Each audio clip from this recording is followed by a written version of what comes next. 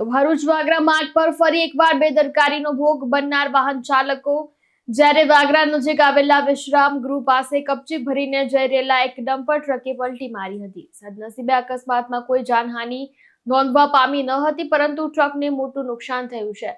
આ ઘટના ફરી એકવાર માર્ગના નબળા કામ અને કોન્ટ્રાક્ટરની બેદરકારીને ઉજાગર કરે છે, જેના કારણે સ્થાનિક લોકોમાં ભારે રોષ જોવા મળી રહ્યો છે.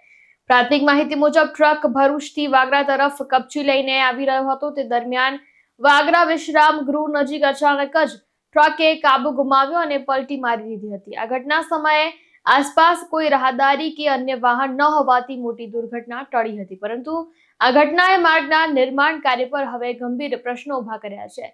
સ્થાનિકોના જણાવ્યા અનુસાર હાલમાં જ આ માર્ગનું નવીનીકરણ કરવામાં આવ્યું છે, પરંતુ રોડની બંને બાજુએ યોગ્ય રીતે પુરાણ કરવામાં આવ્યું નથી અને આ જ બેદરકારીને કારણે આ અકસ્માત થયો હોવાનું માનવામાં આવી રહ્યું છે.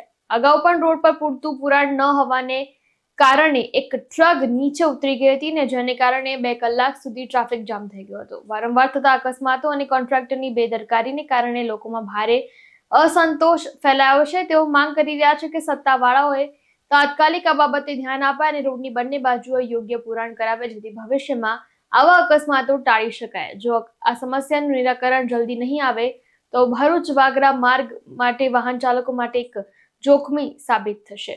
જીતુ રાણા સાથે ચક્રવાત ન્યૂઝ, ભરૂચ.